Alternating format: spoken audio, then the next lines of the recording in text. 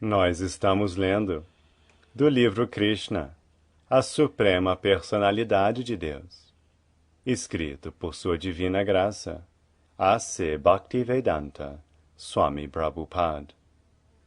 Capítulo 20. Descrição do outono. Primeira parte. A morte de Pralambasura por Balarama e o fato de Krishna ter devorado o incêndio devastador da floresta tornaram-se tópicos corriqueiros em Vrindavana.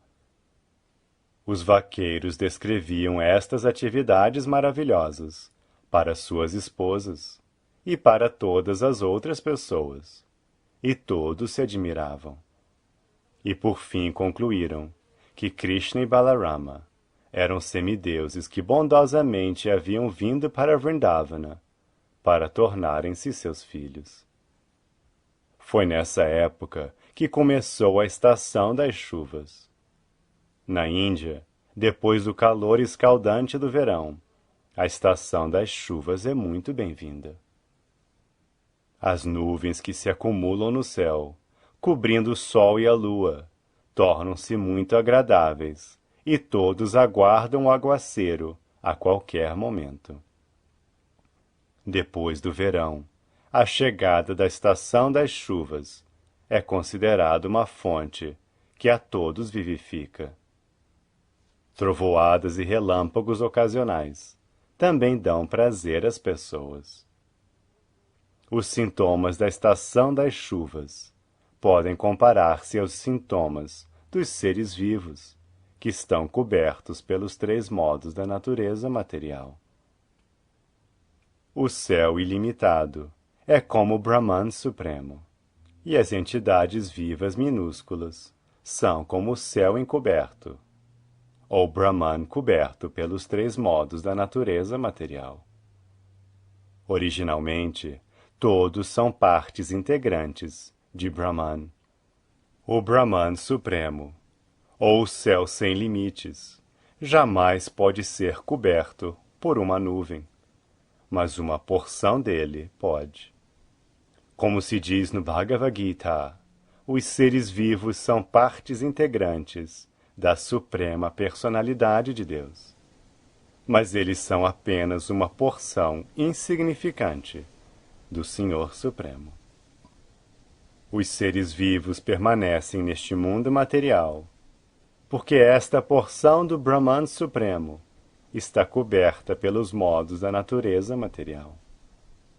O Brahmajyoti, refulgência espiritual, é igualzinho à luz do sol. Ele está cheio de porções diminutas da Suprema Personalidade de Deus, assim como a luz do sol está cheia de brilhantes partículas moleculares. Dentre esta ilimitada expansão de porções diminutas do Senhor Supremo, algumas estão cobertas pela influência da natureza material, ao passo que outras são livres. As nuvens são água acumulada que o sol extrai da terra. Durante 8 meses seguidos, o sol evapora todo tipo de água da superfície do globo, e esta água se acumula na forma de nuvens, que são distribuídas como água quando há necessidade. De forma semelhante, o governo cobra vários impostos dos cidadãos, taxando suas diferentes atividades materiais, tais como agricultura, comércio e indústria. O governo também cobra impostos, na forma de imposto de renda e imposto sobre venda. Isto se compara ao exemplo do sol extrair água da terra. Quando de novo há necessidade de água na superfície do globo, o mesmo sol converte a água em nuvem e a distribui por todo o globo.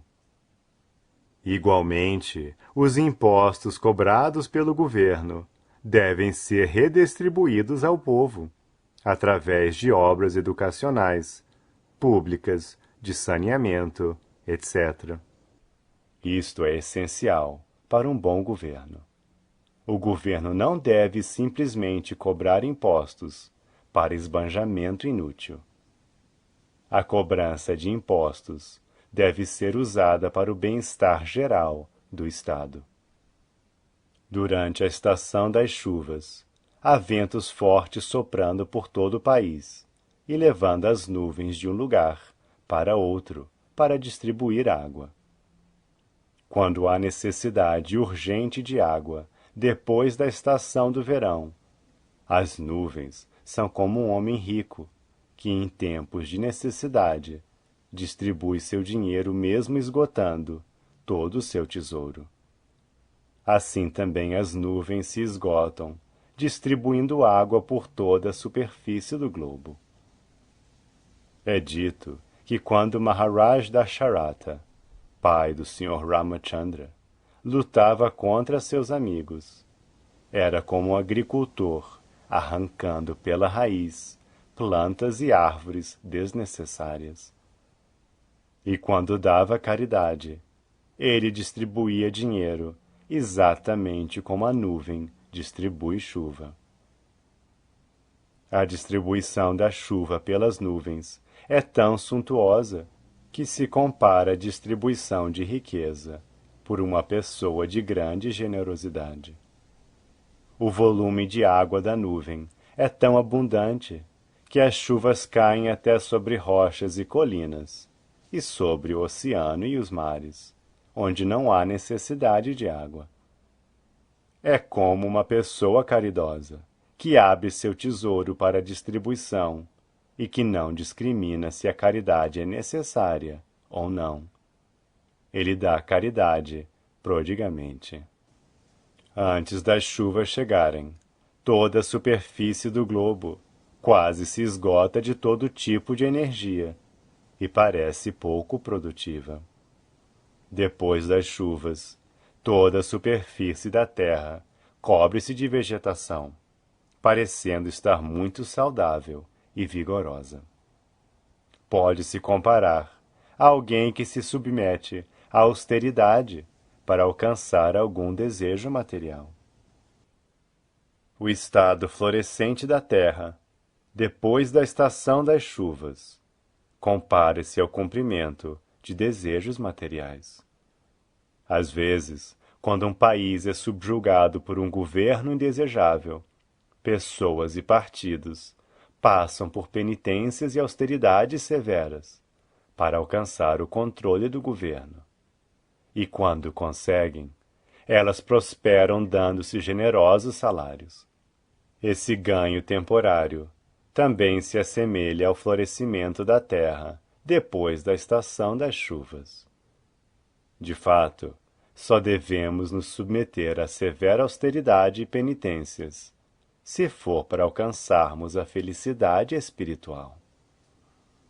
No Srimad Bhagavatam, recomenda-se que se aceite tapasya, ou austeridade, para se compreender o Senhor Supremo.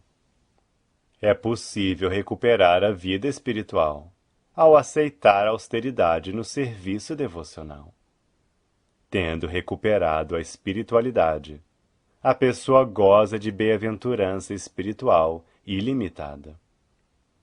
Mas se alguém empreende austeridade e penitências para conseguir algum ganho material, é dito no Bhagavad Gita que os resultados são temporários e são desejados por pessoas pouco inteligentes.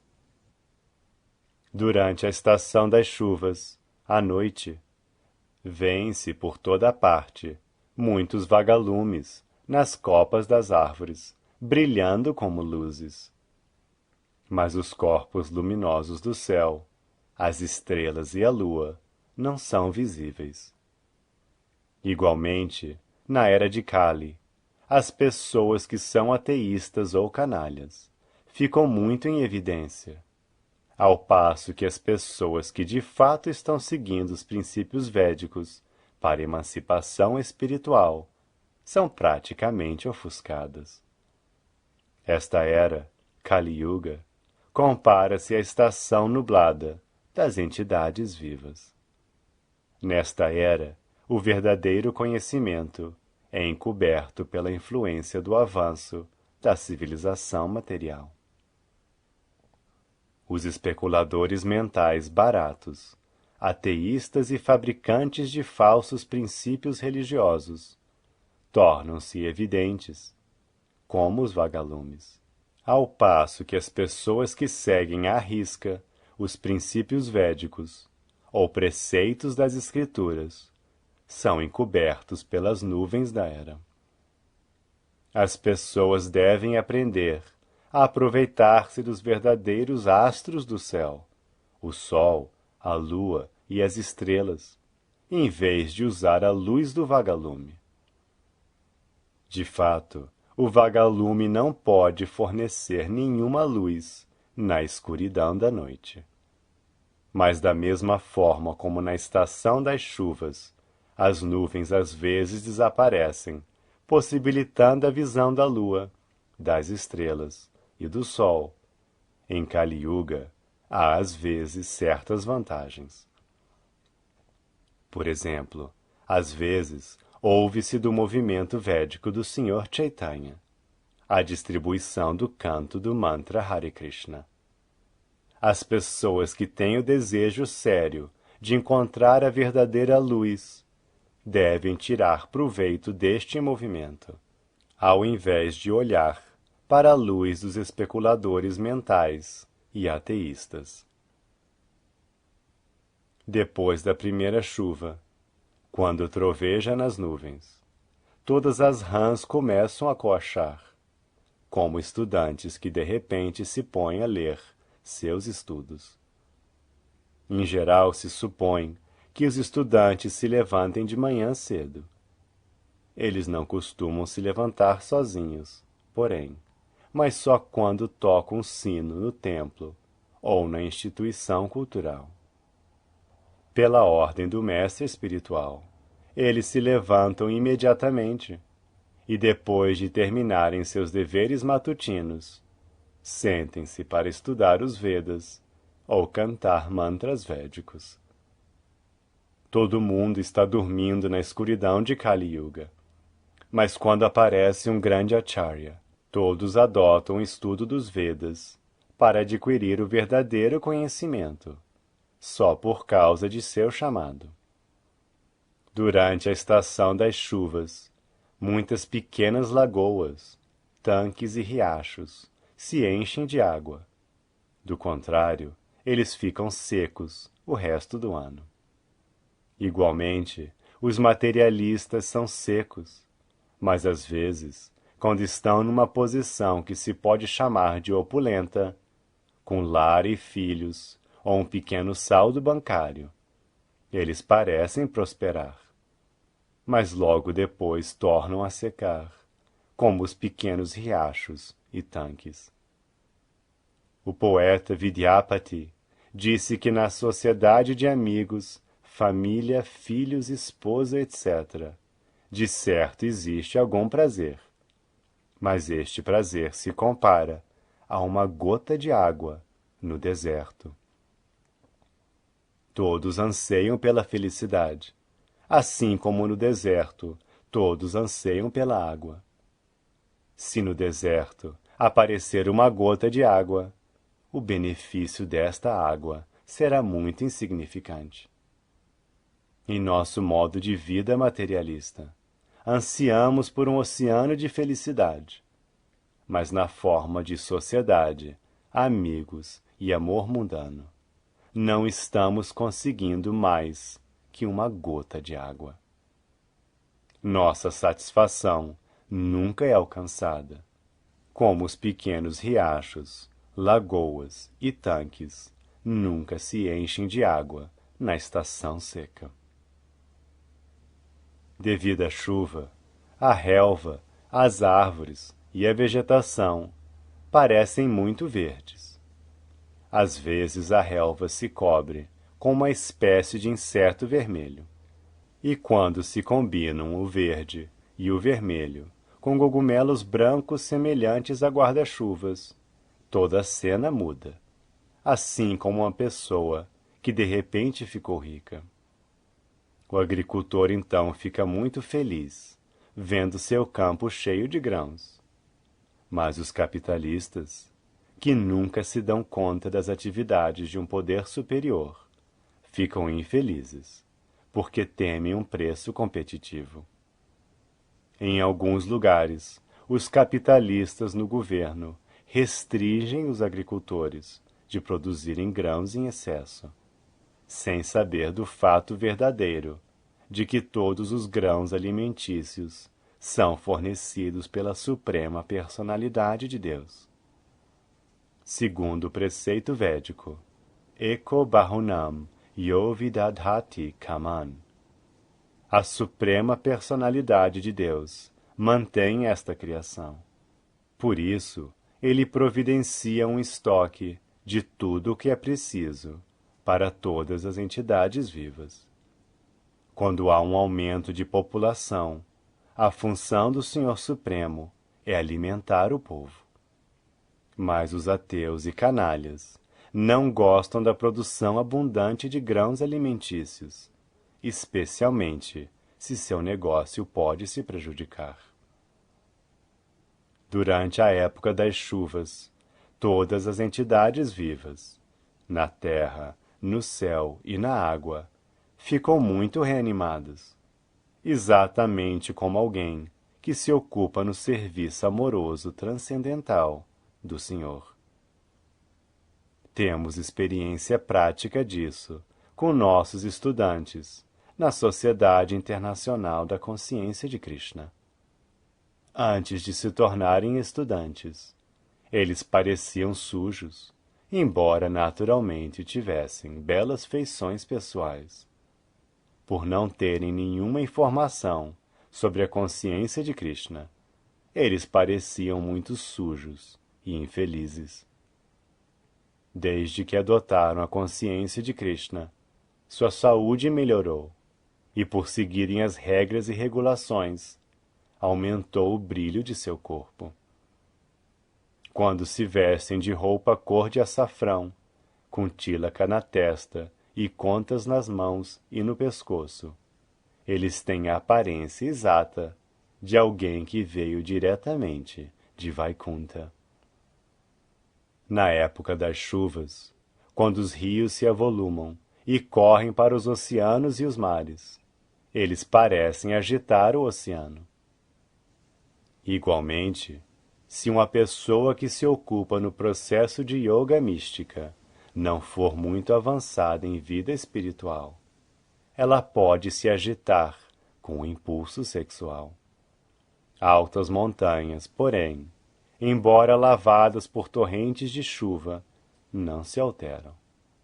Assim, alguém que tem avanço em consciência de Krishna não se embaraça, mesmo em momentos de dificuldades, porque quem é espiritualmente avançado aceita qualquer condição adversa de vida como a misericórdia do Senhor e torna-se um perfeito candidato a entrar no reino espiritual. Durante a estação chuvosa, algumas das estradas não são usadas com frequência e se cobrem de capim alto. Isso é exatamente como um brahmana que não está acostumado com o estudo e prática dos métodos reformatórios dos preceitos védicos. Ele se cobre com um capim alto de Maya. Neste estado, esquecido de sua natureza constitucional, ele se esquece de sua posição de servo eterno da suprema personalidade de Deus. Por se desviar por causa da proliferação sazonal de capim alto, criado por Maya, ele se identifica com a produção de Maya e sucumbe à ilusão, esquecendo-se de sua vida espiritual. Durante a estação das chuvas, o relâmpago aparece num grupo de nuvens e logo depois noutro grupo de nuvens. Este fenômeno se compara a uma mulher cheia de luxúria, que não fixa sua mente num só homem. A nuvem se compara a uma pessoa qualificada, porque ela derrama chuva e dá sustento a muitas pessoas. Um homem que é qualificado também dá sustento a muitas criaturas vivas, tais como aos membros de sua família ou a muitos operários no trabalho. Infelizmente, toda a sua vida pode ser perturbada por uma esposa que se divorcie dele.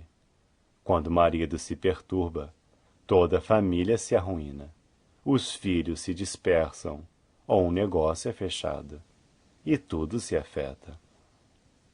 Por isso, recomenda-se à mulher que deseja avançar em consciência de Krishna, que vive em paz com seu marido, e que o casal não se separe em nenhuma circunstância. Esposo e esposa devem controlar o gozo sexual e concentrar suas mentes na consciência de Krishna, para que suas vidas tenham êxito. Afinal, no mundo material, o homem precisa da mulher e a mulher precisa do homem. Quando se unem, devem viver em paz, em consciência de Krishna, e não devem ser inconstantes como o relâmpago, passando de um grupo de nuvens para outro.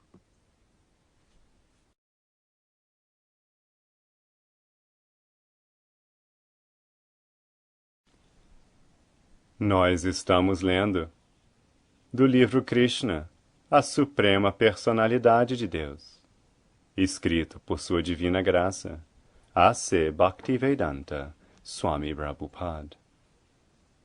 Capítulo 20. Descrição de outono. Segunda parte. Às vezes, além do ribombar de trovões nas nuvens, surge um arco-íris, que parece um arco sem corda. De fato, o arco fica em posição curvada, por estar atado em suas duas pontas pela corda.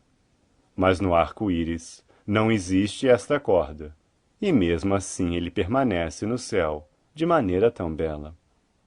Da mesma forma, quando a Suprema Personalidade de Deus desce a este mundo material, ele aparece igual a um ser humano comum, mas não se apoia em condição material alguma.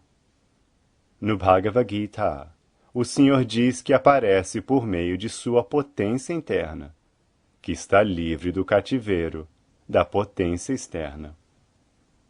O que é cativeiro para a criatura comum é liberdade para a personalidade de Deus. Na época das chuvas, o luar fica encoberto pelas nuvens, mas pode ser visto a intervalos. Às vezes, parece que a lua se desloca conforme o movimento das nuvens, mas de fato a lua está parada. Por causa das nuvens, parece que ela também se move. Igualmente, para alguém que se identificou ao mundo material que se move, seu verdadeiro esplendor espiritual está encoberto pela ilusão. E por causa do movimento das atividades materiais, ele pensa que está passando pelas diferentes esferas de vida. Isso se deve ao falso ego, que é a demarcação entre a existência espiritual e a material. Assim como a nuvem em movimento é a demarcação entre o luar e a escuridão. Na estação das chuvas, quando as nuvens aparecem pela primeira vez, os pavões começam a dançar de alegria. Isto pode comparar-se a pessoas que estão muito aflitas pelo modo de vida materialista. Se conseguem encontrar a companhia de uma pessoa ocupada no serviço devocional amoroso do Senhor, elas se iluminam e dançam como pavões. Temos experiência prática disto, porque muitos de nossos estudantes eram secos e taciturnos antes de virem para a consciência de Krishna. Mas tendo entrado em contato com os devotos, agora dançam como pavões alegres. As plantas e trepadeiras crescem bebendo água do solo. Igualmente, uma pessoa que pratica austeridade fica seca, mas depois que se completam as práticas austeras e se obtém o resultado, ela começa a desfrutar da vida em pleno gozo dos sentidos, com família, sociedade, amor, lar e assim por diante. Vê-se, às vezes, que grous e patos vagueiam continuamente nas margens dos lagos e rios, embora as margens estejam cheias de refúgio lamacento e de trepadeiras espinhosas. Da mesma forma, os pais de família que não estão em consciência de Krishna detêm-se constantemente na vida material, apesar de todo tipo de inconveniências. Na vida familiar, ou em qualquer espécie de vida, não se pode ser perfeitamente feliz sem ser consciente de Krishna. Srila Narottama Das Thakura ora dizendo que terá a companhia de qualquer pessoa, seja pai de família ou homem na ordem de vida renunciada, que esteja ocupado no serviço transcendental amoroso do Senhor e que esteja sempre clamando pelo santo nome do Senhor Chaitanya. Para o materialista, os assuntos mundanos tornam-se muito agressivos, ao passo que para a pessoa que está em consciência de Krishna, tudo parece estar em situação feliz. As barreiras ao redor do campo de cultivo às vezes se rompem devido a pesadas torrentes de chuva. Igualmente, a propaganda ateísta não autorizada na era de Kali rompe o limite dos preceitos védicos. Assim, as pessoas se degeneram para a impiedade. Na época das chuvas, as nuvens, levadas pelo vento, entregam água que é bem-vinda como néctar. Quando os seguidores dos Vedas, os Brahmanas, inspiram pessoas ricas como os reis e a abastada comunidade mercantil a dar caridade na execução de grandes sacrifícios, a distribuição de tal riqueza também é nectária. As 4 divisões da sociedade humana, ou seja, os Brahmanas, os Kshatriyas, os Vaishyas e os Shudras, devem viver em paz, com o espírito de cooperação. E isto é possível quando são guiados pelos experientes Brahmanas védicos, que executam sacrifícios e distribuem a riqueza de maneira equânime. A floresta de Vrindavana melhorou com as chuvas e estava repleta de tâmaras maduras, mangas, amoras silvestres e outras frutas. O Senhor Krishna, a suprema personalidade de Deus, e seus amigos, e o Senhor Balarama entraram na floresta para apreciar a atmosfera da nova estação. As vacas, alimentando-se da relva nova, ficaram muito saudáveis, com seus úberes bem cheios. Quando o Senhor Krishna as chamava pelo nome, elas vinham com amor, e em seu estado de alegria, o leite corria de seus úberes. O Senhor Krishna ficou muito contente ao passar pela floresta de Vrindavana, junto ao local da colina de Govardhana. Na beira do Yamuna, viu todas as árvores enfeitadas, com colmeias escorrendo mel. Havia muitas cachoeiras na colina de Govardhana, e seu escoar fazia um som agradável.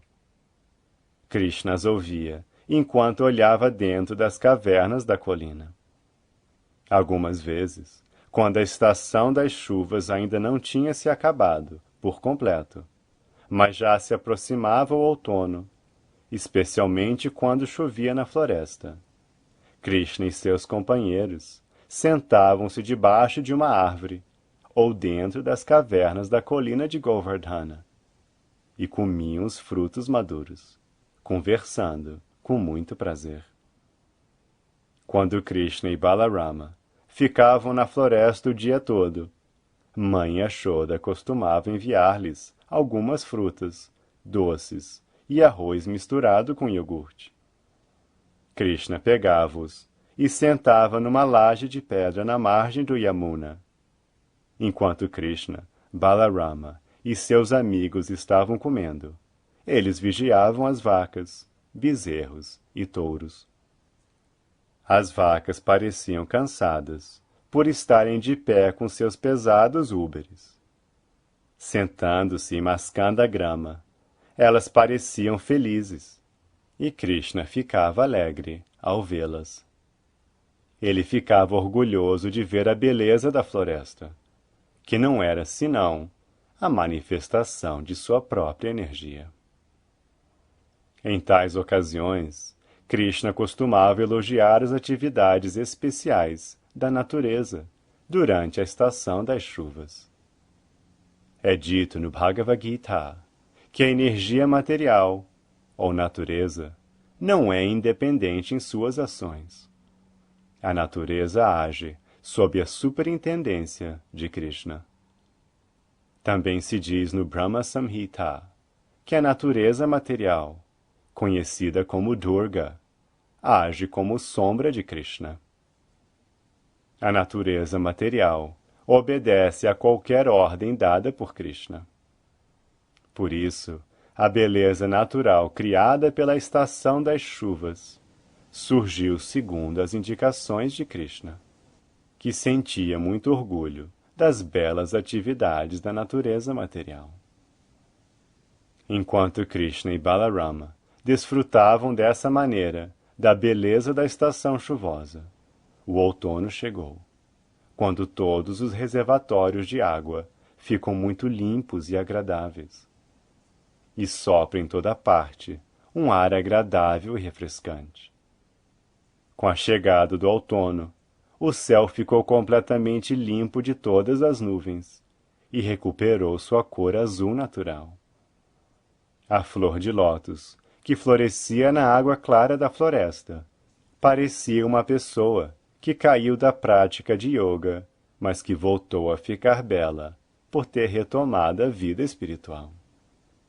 Tudo fica naturalmente bonito com o aparecimento da estação do outono.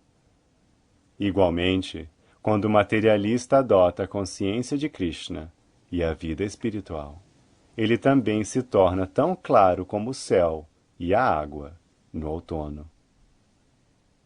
O outono leva embora o grosso das nuvens escuras no céu, bem como a água poluída. As condições de sujeira no solo também desaparecem. Igualmente, uma pessoa que adota a consciência de Krishna purifica-se de imediato de todas as coisas sujas, por dentro e por fora. Krishna é por isso conhecido como Hari. Hari significa aquele que leva embora. Krishna leva embora imediatamente todos os hábitos impuros de qualquer um que adote a consciência de Krishna. As nuvens do outono são brancas, porque elas não carregam nenhuma água. Igualmente, um homem retirado, estando livre de toda a responsabilidade dos negócios familiares, ou seja, manter o lar, esposa e filhos, e adotando por completa a consciência de Krishna, livra-se de todas as ansiedades e parece tão branco como as nuvens no outono. Algumas vezes no outono, as cachoeiras caem do alto da colina para fornecer água limpa, e outras vezes param. Igualmente, algumas vezes grandes pessoas santas distribuem conhecimento puro, e outras vezes ficam em silêncio.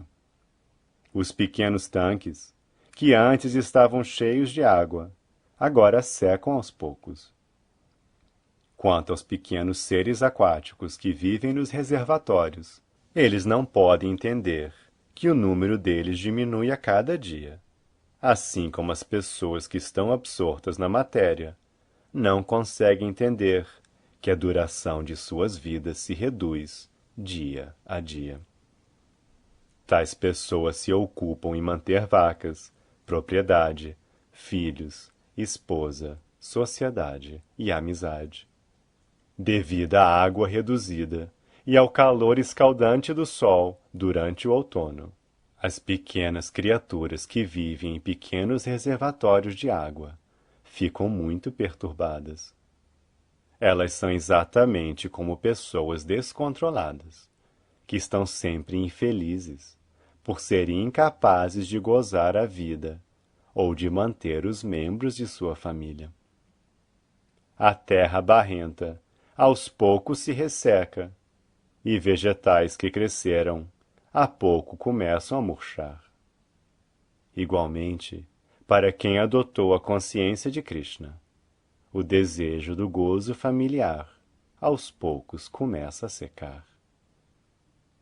Por causa do aparecimento da estação do outono, a água do oceano fica calma e quieta, assim como uma pessoa desenvolvida na autorrealização já não se perturba com os 3 modos da natureza material. No outono, os agricultores economizam a água dentro dos campos, construindo altos muros, de modo que a água não possa escoar. Quase não há esperança de novas chuvas. Por isso eles querem economizar toda a água que houver nos campos. Igualmente, quem de fato é avançado em autorrealização, protege suas energias, controlando os sentidos. Aconselha-se que após a idade de 50, o praticante se retire da vida familiar e conserve a energia do corpo para utilizá-la no avanço em consciência de Krishna. A não ser que ele consiga controlar os sentidos e ocupá-los no serviço amoroso transcendental de Mukunda, não há possibilidade de salvação. Durante o dia, no outono, o sol é muito abrasador, mas à noite as pessoas ficam aliviadas da fadiga do dia, devido ao luar sem nuvens. Se alguém se abrigar em Mukunda, ou Krishna, poderá livrar-se do cansaço da identificação falsa do corpo com o eu. Mukunda, ou Krishna, é também a fonte de consolo para as meninas de Vrindavana. As meninas de Vrajabhumi estão sempre sofrendo por causa da separação de Krishna.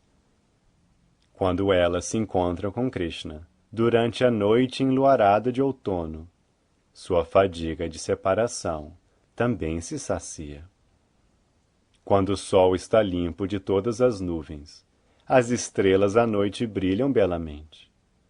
Da mesma forma, quando uma pessoa de fato se situa em consciência de Krishna, purifica-se de todas as coisas sujas e fica tão bonita como as estrelas no céu de outono. Embora os Vedas contenham instruções para se obter conhecimento, jnana, para se praticar yoga mística e para se ocupar em atividades kármicas na forma de sacrifícios, seu propósito final se declara no Bhagavad Gita. A pessoa tende a aceitar a consciência de Krishna depois de estudar completamente os Vedas. Portanto, o coração limpo exibido por um devoto em consciência de Krishna pode se comparar ao céu limpo da estação do outono. Durante o outono, a lua parece muito brilhante, junto com as estrelas no céu claro. O próprio Sr. Krishna apareceu no céu da dinastia Yadu, e ele era exatamente como a lua, rodeada pelas estrelas, ou os membros da dinastia Yadu. Quando há muitas flores desabrochando nos jardins na floresta, a fresca brisa aromática dá um grande alívio a quem sofreu durante as estações do verão e das chuvas. Infelizmente, esta brisa não podia dar nenhum alívio às gopis por causa da dedicação de seus corações a Krishna. As pessoas em geral poderiam sentir prazer com esta agradável brisa de outono, mas as gopis, não sendo abraçadas por Krishna, não estavam muito satisfeitas. Com a chegada da estação do outono, todas as vacas, corças, aves e fêmeas em geral ficam grávidas, porque nessa estação todos os machos são impelidos pelo desejo sexual. Isto é exatamente como os transcendentalistas, que pela graça do Senhor Supremo são agraciados com a bênção de seu destino na vida.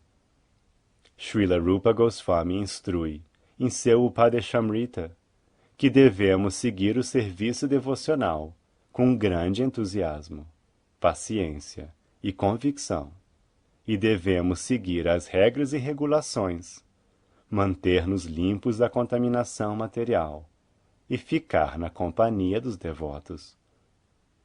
Seguindo estes princípios, com certeza alcançaremos o resultado desejado do serviço devocional. Para aquele que segue com paciência os princípios reguladores do serviço devocional, chegará a hora em que ele alcançará o resultado, como as esposas que colhem resultados ficando grávidas. Durante o outono, as flores de lótus nos lagos crescem em grande quantidade, por causa da ausência de lírios. Tanto os lírios quanto o lótus crescem com o sol, mas durante a estação do outono, o sol escaldante só ajuda os lótus. Dá-se este exemplo no caso de um país em que o rei ou o governo é forte. O surgimento de elementos indesejáveis como ladrões e assaltantes não pode prosperar. Quando as pessoas adquirem confiança de que não serão atacadas por assaltantes, elas se desenvolvem de maneira muito satisfatória. Um governo forte é comparado à abrasante luz do sol na estação do outono. Os lírios são comparados a pessoas indesejáveis, como assaltantes, e o lótus é comparado aos cidadãos satisfeitos do governo. Durante o outono, os campos se enchem de grãos maduros. Nessa ocasião, as pessoas ficam felizes com a colheita e celebram diversas cerimônias, tais como o Navana, o oferecimento de grãos novos à suprema personalidade de Deus. Os grãos novos são primeiro oferecidos às deidades nos vários templos, e todas as pessoas são convidadas a comer arroz doce feito com esses grãos novos. Há outras cerimônias religiosas e métodos de adoração, especialmente na Bengala, onde se celebra a maior destas cerimônias, chamada Durga Puja. Em Vrindavana, a estação do outono era especialmente muito bela, por causa da presença da suprema personalidade de Deus, Krishna e Balarama. A comunidade mercantil, a ordem real e os grandes sábios estavam livres para se movimentar e conseguir as bênçãos que desejavam. Igualmente, os transcendentalistas, quando libertos do engaiolamento do corpo material, também alcançam a meta que desejavam. Durante a estação das chuvas, a comunidade mercantil não pode viajar de um lugar para outro e assim não consegue o lucro desejado. Nem pode a ordem real ir de um lugar para outro para cobrar impostos do povo. Quanto aos santos que devem viajar para pregar o conhecimento transcendental, eles também são estorvados pela estação das chuvas. Mas durante o outono, todos eles deixam seu confinamento. No caso do transcendentalista, seja ele um Jnani, um yogi ou um devoto, ele não pode de fato gozar a realização espiritual por causa do corpo material. Mas logo que abandona o corpo, ou depois da morte, o Jnani se funde na refulgência espiritual do Senhor Supremo. O yogi se transfere para os vários planetas superiores, e o devoto vai para o planeta do Senhor Supremo, Goloka Vrindavana, ou os Vaikunthas, gozando assim a vida espiritual eterna. Neste ponto, encerram-se os significados Bhaktivedanta, do capítulo 20 de Krishna, intitulado Descrição do Outono.